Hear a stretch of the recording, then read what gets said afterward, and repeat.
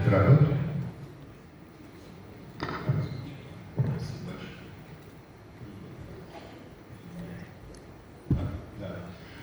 Здравствуйте всем еще раз. У меня есть то ли 20, то ли 25 минут, организатор не уверен. И я хотел бы поговорить про генетические тесты, как некая вещь, которая близка многим, когда все про это говорят. И многие те, кто делали, здесь вообще есть люди, которые делали генетические тесты. Ну, видите, есть. Интересно понять, чего оттуда вынесли, да? Потому что в этих тестах есть как минимум 3 раздела. Был такой известный вестерн, плохой, хороший, злой по-русски назывался, по-английски «The Good, the Bad, and the Ugly». Вот там есть хорошие части, есть плохие, а есть совершенно безобразные. К сожалению, большинство из нас интересуют те вещи, которые не имеют никакого научного смысла. Чуть-чуть про ДНК. Вот есть такая молекула, двойная спираль ДНК, там на ней есть такие буковки, которые не буковки, а химические группы А, В, С и Т, и последовательность букв вдоль молекулы ДНК, она является генетической информацией. Именно в этой последовательности букв записано в конечном счете, что вы это вы, а кролик это кролик. И двухцепочечная структура молекулы ДНК позволяет ей абсолютно уникальное свойство передавать информацию в поколение. Вот то, что справа видно, как родительская молекула ДНК серая может разойтись, 2 цепочки разошлись, и по каждой из цепочек будет достроена недостающая цепочка, информация тем самым скопируется, прямо как будто кто-то переписывает книжку. И возникнут 2 молекулы ДНК, потом 4 и так далее. И всякий раз, когда клетки делятся, в частности наши клетки, переписывается та генетическая информация, которая в них есть. И современная наука геномика, она переводит генетическую информацию в цифру. Есть методы, которые позволяют читать последовательность ДНК, она называется секвенс, секвенирование, секвенс по-английски это последовательность. И мы должны себе представить, например, что в клетке каждого из нас есть 46 хромосом, это по 23 от папы и от мамы, двойной набор хромосом, как 2 колоды карт. И каждая хромосома это просто молекула ДНК, но очень-очень длинная. Вот если хромосому раскрутить, в конечном счете вы увидите двойную последовательность ДНК, двойную спираль ДНК, ее можно прочистить. И современные машины позволяют это делать очень эффективно. И вся генетическая информация, которая находится в клетке какой-нибудь нашего тела или в клетках нашего тела, она называется геном. Это совокупность всей генетической информации, которая нас определяет. Вот на этом слайде показана инсталляция из геномного центра Великобритании. Этот дядечка читает свой геном. Видите, такой шкафчик стоит, там тома, на каждом томе цифра 5, 6, это номер хромосомы. Это очень тонкая папиросная бумага, и на ней напечатан геном этого человека. Кеглем 7. Расстояние между строчками минимальное. Очень много букв. Насколько много? Размер нашего с вами генома 6 миллиардов букв или пар оснований ДНК. Про это полезно думать как 2, а 3 миллиарда, потому что половину генетической информации мы получаем от папы, половину от мамы. И вот эти 3 миллиарда букв, разбросанные в 23 кусочка, которые составляют наши хромосомы, помните, одна молекула ДНК – это одна хромосома. Вот там записано, кто мы такие есть. И во всем этом куча букв, 20 тысяч генов. Чтобы понять, насколько 6 миллиардов это много, в книге «Война и мир» в 2 томах Льва Толстого около 3 миллионов букв. Наш геном в миллиард раз больше, как текст, чем книга «Бессмертный Льва Николаевича». Вот гены – это рецепты. Ген – это такой достаточно протяженный участок ДНК, может быть 1000 букв, а может быть 1 000 000 букв, где записано, что, как нужно приготовить что-то, приготовить белок, который осуществляет какие-то функции. Да? Это когда мы с вами, если вдруг вы увидите в своем генетическом тесте про плохие и хорошие гены, это имеется в виду речь о какой-то последовательности ДНК, которая что-то кодирует. Тот или другой белок необходим нам для жизни. Вот здесь не сработала анимация, но тем не менее, как отличаются наши геномы друг от друга? Вот здесь нарисован текст, в котором есть 1000 знаков. Это текст, опять же, из Льва Николаевича. Мы его можем прочесть, мы его можем понять, но этот текст, это в сущности просто набор букв. Генетический текст точно такой же. Если бы работали анимации, я бы взял исходный текст без красных точек, а потом бы одну букву случайно закрасил или изменил. Вы смогли бы почитать такой текст относительно оригинала? Да. А потом в другом месте без него и в третьем, среднем количество опечаток, изменений, вариантов, мутаций на самом деле, в генетических терминах на уровне одной буквы на 1000 никак не меняет передачу информации. Так вот, каждый здесь сидящий, с исключением прямых родственников, отцов и детей, матерей и детей, отличается друг от друга на уровне ДНК на одну букву ДНК из 1000. Казалось бы, немного, но так как наш геном огромный, и 6 миллиардов букв. Это означает, что каждый из нас отличается по 6 миллионам позиций от нашего соседа. Справа или слева, или в лестничной клетке, неважно. 6 миллионов – это уже много. Эти отличия от некоторого несуществующего уникального текста, нет такого референсного генома человека, правильного человека, с которым нас можно сравнивать, определяют, кто мы есть. Например, у однояйцевых близнецов все 6 миллионов отличий, полученных от некого референса, полученных при рождении, одинаковые. Да? Именно поэтому мы не можем отличить друг от друга. Как минимум то, как мы выглядим, вот этот набор большой отпечаток генетических мутаций, вариантов, определяет. Но на самом деле не более того. Конечно, хочется сказать, что раз отличается внешние свойства, то отличается что-то еще, например, способности какие-то, но это, как правило, не так, это увидим. Еще раз понять, как образуется наш геном, что мы говорим про геном. Мы возникаем после того, как папа и мама, понятное дело, что плодотворили яйцеклетку, в яйцеклетке 23 хромосомы, половина информации, которую мама дает, и взяла свои. Половина папа, образовалась яйцеклетка, вот в этой яйцеклетке есть вся генетическая информация, которая будет необходима для того, чтобы нас создать. Происходит просто постоянное копирование этого очень большого куска набора информации, деление клеток, и в каждой клетке вот этого человечка содержится тот самый геном, который папа с мамой туда заложили, просто много раз перекопирован.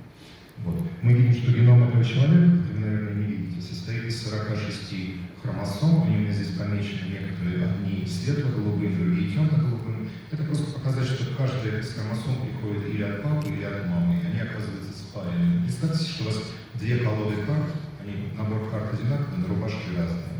Да, и поэтому у вас есть две дамы пик с разного цвета рубашки, но дамы одинаковые. Итак, переходим к генетическим тестам. Всех интересует ваше происхождение, да? Наверное, в Казахстане это очень важный вопрос рода, все вот такое. Мы предполагаем, что родство – это какая-то кровь, а значит, наверное, ген. Да? И мы можем определить за наши деньги, за ваши деньги, вам скажут, что такое про ваши генеалогии. Это бессмысленно, это в значительной степени бессмысленно. Я покажу вам, почему это так вот на этой картинке. Опять же, анимация не работает, нужно изменить. Почти ничего не работает, но хорошо. Представьте себе вот папу, видите, здесь некий папа.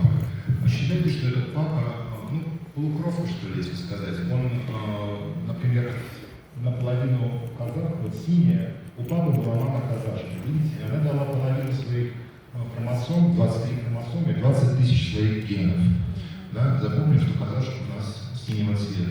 У нее есть какие-то характерные варианты здесь, генетические, которые делают это, конечно, все-таки казашки. Вот. Папин папа был русский, например, да? И у него зеленый цвет у нас в нашем году. Таким образом, наш папа наполовину казах, наполовину русский. Согласны? Каждый родитель дал одинаковый ход. А мама оказалась не такая удивительная, опять же, нет, это просто для примера. У маминой мамы вот красная, пусть это будет, например, кореянка, а мамин папа был, например, еврей. Мама у нас тогда будет, наверное, даже не знаю, как это сказать, но вот такая тоже полукровка. Да? И каждый из этих родителей содержит половину генов от своего родителя, который являлся представителем чистой национальности. Теперь представим, что это папа и мама завели детей, возникла между ними любовь, взаимный интерес, они решили заводить детей. Нам хочется сказать, что каждый из детей будет на четверть генетически связан со своими бабушками и дедушками. Четверть казах, четверть русский, четверть кореец, четверть еврей. Но это не так. Потому что когда создаются половые клетки, мы здесь это не видим, мы смотрим, как сверху и снизу это два ребенка, которые возникают. Мы посмотрим на маму. Мама делает яйцеклетку и берет половину своих генов и делает из этой яйцеклетки возникнет верхний ребенок. Вы видите, что там так случайно выбрались гены, что почти все выбрались из красной колоды. Видите, да? Тем самым от маминой мамы, от бабушки этого будущего ребенка, пришло гораздо больше генов, генетических вариантов, чем с другой стороны. В основном такая корейская история. Вот. А когда делается другая яйцеклетка, то в основном так просто случайно получилось, все пришло с желтым рубашкой. Ну и то же самое с отцом. Теперь, если мы посмотрим на двух детишек, находящихся посередине, сверху и снизу, они получили каждый по половину вариантов генов с папой и мамой. Они выросли в одной и той же среде, будем считать, что это нормальная семья. Они имели одно и то же культурное влияние, культурно они одни и те же, мы не готовы говорить, что они разные. Но с точки зрения генетических сигнатур, у одного ребенка еврейского варианта гена желтых почти что нету, а есть с точки зрения генетики они разные по национальности, а с точки зрения культуры, того, что нас волнует, они одинаковые, мы согласны. Из этой картинки следует, что если мы поиграем в такую игру в несколько поколений, то, например, у потомков того человека, который наверху посередине находится, желто окрашенных генов и их вариантов, очень скоро может не быть. Через несколько поколений они вообще исчезнут. И это очень важный факт. Когда мы говорим про демографию, про наследование, нас интересует то, что мы можем быть сведены к какому-то конкретному человеку, например, исторической личности, предку нашего рода. Но, оказывается, мы можем быть к нему, конечно же, сведены, потому что у нас у всех есть предки, уходящие двух веков. Но к этим предкам у нас может не быть никакого генетического родства вообще. Вы можете еще раз напрямую исходить от какого-то конкретного мужчины и женщины 6, 7, 8, 10 поколений назад, но не иметь никаких генетических вариантов. Такой скоро так, то генетические тесты становятся абсолютно бесполезными. Это про происхождение и демографию. Можно это делать сколь угодно много, но толку от этого не очень много. Это конкретный результат, который просто даже сотрудница попросил на основании ее генома, полученного в нашем тесте, сделать в коммерческой компании. Ей, конечно же, это сделали, ей там стали говорить, что там есть какие-то вот эти безумные проценты. В общем, все это не имеет никакого отношения ни к какой реальности. Это просто, наверное, интересно, про это можно обсуждать и говорить, что бессмысленно. Хорошая часть, она же и грустная в генетических тестах, медицинская часть. Люди очень разнообразны. Каждый из нас отличается на 6 миллионов букв, мутаций, генетических вариантов от нашего соседа, если он не прямой родственник. Сейчас дисциплинировано более 10 миллионов полностью человек, определенные геномы. Соответственно, есть миллиарды отличий, отпечаток, которые известны для человеческой популяции. И это все вот здесь нарисовано зеленым. Это то, что изучают люди, ученые, генетики, геномики, как сказать, геномики. Но большинство из этой изменчивости не делает нас ни лучше, ни хуже другого. Мы не готовы считать нашего соседа лучше, чем мы. Мы точно не должны считать себя лучше, чем наш сосед. Это неправильно, это делать социальным взрывом. Но есть некоторые изменения в ДНК, которые ассоциированы с болезнями, ассоциированы очень четко. Просто потому, что некоторые отпечатки изменяют смысл. В фразе известной «казнить нельзя помиловать», изменение запятой полностью меняет смысл. И биологический смысл изменения его приводит к тяжелым заболеваниям. Это так называемые орфанные генетические заболевания. И их свойства следующие. Во-первых, они редкие. Каждое такое заболевание, как правило, встречается не чаще, чем у одного из тысячи рожденных детишек. Они наследуются строго по закону Менделя, раз здесь есть учителя, то вы, наверное, знаете, есть учителя биологии, если не знаете, спросите учителя биологии и вашего ребенка в 10 классе, что он вас расскажет. Все эти заболевания вызваны изменением, то есть ошибки в последовательности ДНК в одном гене каком-то конкретное изменение буквы А, Т, Г, С вызывает заболевание. Мы сейчас это знаем, генетики это знают. К сожалению, мутации в сотнях различных генов и различные мутации могут приводить к таким заболеваниям. Примеры — сахаридно-клеточная анемия, калисемия, фенилкетонурия, очень много. Каждое из таких заболеваний легко, но таких заболеваний сейчас известно около 10 тысяч. Если вы умножите количество случаев для каждого конкретного заболевания на 10 тысяч, то получите, что около 2% рожденных детей на самом деле обладают или страдают от такого количества заболеваний. Орфанные они потому, что их лечить очень сложно, потому что так как количество конкретных больных, конкретных болезней очень небольшое, экономического смысла вкладываться в приготовление лекарств для такого заболевания невыгодно, а каждое орфанное заболевание требует своего лекарства. Вот. И это важно знать, потому что семейное консультирование при планировании семьи наиболее полезное, хотя и экономически необоснованная часть генетических подсчетов. О чем идет речь? Вот конкретный случай, который у нас в медицинской просто, это в нашей практике. Девочка 6 лет, возникли какие-то проблемы, здесь все это написано, есть подозрение, да, и у нее был братик и сестра, которые умерли до того, как еще были доступны генетические тесты, в 11 лет с диагнозом нейрофиброматоз. Нейрофиброматоз — неприятное заболевание, очень часто возникает в молодом возрасте в разных локализациях. Вот.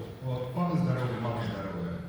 Мы провели генетическое секвенирование, определили последовательность ДНК, генома всей этой девочки, и обнаружили, вы, кажется, опять же не видите вот за этой прекрасной штукой, что здесь некая таблица того, что вы находите в генетических тестах, у нее в одном гене, название MSH6, а таких генов у нее 2, от папы и от мамы, найдены поломки. В каждом из копий гена поломки, соответственно, у нее нет работающего этого гена, она точно больная. Мы точно знаем, мы ей поставили диагноз, но общество пытаются лечить, это не нормально. Возникает вопрос, откуда она получила свои поломанные гены. Я не буду показывать это просто, это как реально генетики смотрят на все эти вещи. Мы сделали геномы папы и мамы, и я видел, что папа и мама были носителями этих мутаций, этих испорченных копий генов. Что это значит? Одна копия генов у папы и у мамы была этого гена нормальная, а другая была испорченная. Они про это не знали, потому что они жили на одной работающей копии генов. Хорошо. А дальше они решили завести ребенка и выбирали генетическую рулетку и действовали по закону Менделя. Папа передает половину информации, мама дает половину информации, и мама могла дать нормальный вариант этого гена, и папа мог дать нормальный вариант этого гена, и ребеночек родился нормальным. Мама могла дать неприятный вариант гена, а папа дал бы нормальный, ребенок был бы носителем. Здесь очевидно, что как случилось, это случайно, что ребенок получил два испорченных варианта гена, каждый из родителей. По-видимому, то же самое произошло и с прошлым, первым ребенком. Можно задаться вопросом, что теперь делать с этим родителям. Можно, например, третий раз завести ребенка в надежде, что все будет хорошо. Два раза уже, если хотите, не случилось. Как вы думаете, будет правильно или нет? Нет. Два уже было плохо, вряд ли. Нет, потому что вероятность больного ребенка в данном случае всегда будет одна и та же. Она всегда будет 25%. И все, что они могут делать, это их плохо. Почему это важно? Потому что сейчас мы перейдем к плохой и совсем ужасной части, только времени немного. Дело в том, что каждый из нас, всех здесь присутствующих, является в целом средним носителем 10-15 мутаций, которые, если бы их было две, привели к развитию орфанных заболеваний. Именно тогда, когда случайно выбранный нами партнер без их рождения имеет тоже носительство в той же положении, которое почему-то испорчено у нас, если такая ситуация происходит, то будет ситуация какой-то девочки. Слава Богу, что эти мутации все довольно редкие, мутаций так много, что, как правило, мы просто, заведя ребенка, мы создаем просто еще один вариант носительства, обменявшись с нашим партнером или партнершей при производстве детей, нашими не пересекающимися мутациями носительства заболеваний. Но, к сожалению, случается и так, что мы несем мутацию в одном и том же гене, и тогда против нас неумолимо работает закон Менделя, и мы неумолимо будем воспроизводить такого рода детей, и это происходит, по крайней мере, в масштабах России, это 30-40 тысяч детей на миллион рождаемых каждый год, которые оказываются тяжело пораженными. И, конечно, хотелось бы этого избежать. Генетическое консультирование новым неполным геномным секвенированием позволяет делать осознанный выбор родителей, позволяет им посмотреть не только в лицо друг другу, но и на гены друг друга, и просто убедиться, что шансы возникновения больного ребенка или отсутствуют, или оценить их, они будут равны 25%, принять какие-то меры.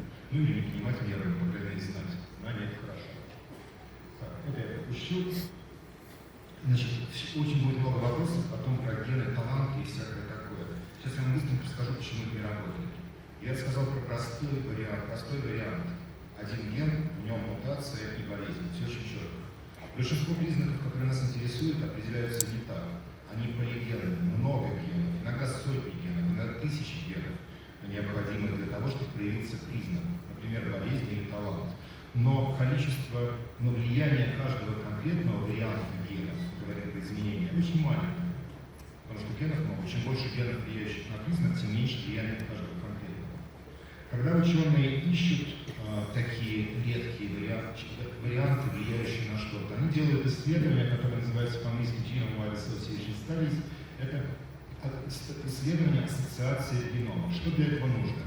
Вы берете две группы, контрольную, которая не обладает каким-то признаком, например, не имеет шизофрении, и опытную группу, это люди, у которых поставлен диагноз шизофрении. Вы предполагаете, что вы можете эти две группы четко различить, и вы начинаете, проведя геномное секвенирование этих двух групп, искать какие-то сигнатуры, какие-то варианты генов, какие-то отпечатки, которые чаще встречаются в одной группе, а не в другой. Найдя такие случаи, вы говорите, что этот ген ассоциирован, вернее, его изменение ассоциировано в данном случае с шизофренией. Оно или чаще встречается в больных шизофренией, или наоборот реже, и вы пишете статью и говорите, я нашел. Вот, как правило, так как сигналы очень слабые, потому что каждый вариант гена влияет очень слабо, потому что генов много, выборки становятся огромными. Очень часто сравниваются сотни, тысячи, десятки тысяч людей в когорте сравнения и в когорте опытной, чтобы найти какую-то сигнатуру. Вот. Ну и к чему это все приводит? развлекательной генетики, к сожалению, приводит, которая наглая и безобразная часть генетических отчетов. Вот. Но, опять же, не работает анимация. Почему не работает анимация в Казахстане? Это совершенно потрясающе. Ну, ладно, не знаю. Значит, вопрос искусственного интеллекта. Это отзывы мамочек на генетические тесты, проведенные их детям. Ну, хотите почитать, я просто не вижу. Вы знаете, что вот, где-то способность, выявление вот этой способности, наука с отрицательным знаком, ну и так далее. Вот невестку кто-то хочет искать сына своему с помощью всех этих дел. И там, если вы увидите, там все написано про таланты, про спорт, какие надо играть. Как получаются такие данные? Как на основании генетики можно это сделать? Это все то же самое когортное исследование. Две когорты, опытное сравнение, и что-то такое делает. То есть здесь даже вранья нет. Вот вам пример, почему это не работает. Мы просто взяли несколько, опять же, геномов наших сотрудников и попросили их пойти с этим геномом. Это объективная информация, содержащая печатки генетические. Разные конторы, где мы сделали исследования. И вот что говорят. Смотрите, здесь две компании, номер 1 и номер 2, и они изучают признак выносливости. Выносливость хороший признак, он важен, например, для спорта, в частности, вообще для жизни. Надо же выносить жизнь, часто невыносимо. Вот как в компании номер 1 и номер 2 определяется выносливость. Вы уже видите, что она определяется по-разному. Дальше оказывается, что на основании генетических исследований, вот исследования здесь показано, были выявлены маркеры или знаки, которые ассоциированы с выносливостью. В одном случае в компании 1 исследовалось 4000 спортсменов, почти что 11 тысяч не спортсменов, предполагается, что спортсмены устойчивы. Статья в 2022 году, и выявлено было 4 признака генетических, 4 состояния, которые кажутся у спортсмена чаще. У другой компании другая база данных, база knowledge, база знаний. Они используют статью 2011 года, где всего было 150 спортсменов и 100 контролей. И они нашли один признак, ассоциированный с выносливостью. Как вы думаете, какому исследованию лучше верить? В компании 1 или в компании 2? 1. В компании 1 хотя бы потому, что выборка больше. Надо сказать, что тот один признак, который выделен в компании 2, отсутствует в компании 4. Они вообще не пересекаются. Это означает, что, пойдя в разные компании, можете получить любой результат. Я подозреваю, что вы не видите внизу. Внизу показаны вот этими голубыми цифрами. Это 3 генома, 3 моих сотрудника, которые пошли в эти компании, и каждый получил результат по выносливости. Они не совершенно разные. Они не пересекаются, если сделаны разными компаниями, хотя геном один. Почему? Потому что разные информации используются для того, чтобы это сделать. И эта информация, это не потому, что эти статьи неправильные, на основании которых сделан вывод. Никто никого не обманул. Просто эти статьи могут быть вам нерелевантными. Вот, из экономии не буду показывать другие такие же случаи, а покажу вот это. Это из СМИ. Из российского СМИ прошло везде. Почитайте, если хотите. Я думаю, в Казахстане тоже такое есть. Читая такое, я призываю к критическому мышлению. Вы должны задаться вопросом, а как такое можно сделать? Россияне предрасположены к грусти. Что это значит? Значит, нужно взять, определить степень грустности, да? Нужно разделить людей, которые грустят или нет. Причем, как-то так вообще грустят. Не то, что это вот, да? Вы просто ходите грустный, прям смотрите на красиво. Потом нужно сделать кино. Причем грустно всегда, потому что может быть грустно в понедельник, а в пятницу, в своем рабочем деле уже очень даже веселый. Но тем не менее вас забрали, грустно как не грустно. Ладно. Вы определили геномы у них. Провели 40 тысяч геномов россиян, сейчас вообще никого нет. Там у нас есть, мы такое исследование не проводили. Нас заставляют верить, что это так. В Казахстане, может, тоже такие исследования делать, не знаю. Итак, 40 тысяч геномов, грустных и негрустных, сделали, сравнили и обнаружили, что есть одна мутация в одном гене, ген ДЛК, который делает вас вот, то ли грустным, то ли нет. Грустно, россиян прописано в ДНК. Как вы думаете, значит, правильно это бред? Вот. К сожалению, очень много всего, что мы воспринимаем как генетическая объективная информация, это модно, это интересно, почти как искусственный интеллект. Но нужно включать чуть-чуть критическое мышление и понимать, что да, генетика – это наука, это очень интересная наука, очень важная наука, она помогает людям, она помогает больным людям. Но вопросы вашей конкретной грусти или того, стоит ли вашему ребенку идти в какие-нибудь школы или балет, это не вопрос генетики, да, это приходится решать нам самим. Не надо здесь генетику привлекать, не надо думать, что будет какой-то вердикт, который позволит вам делать правильно и снять с себя ответственность. Все, спасибо большое.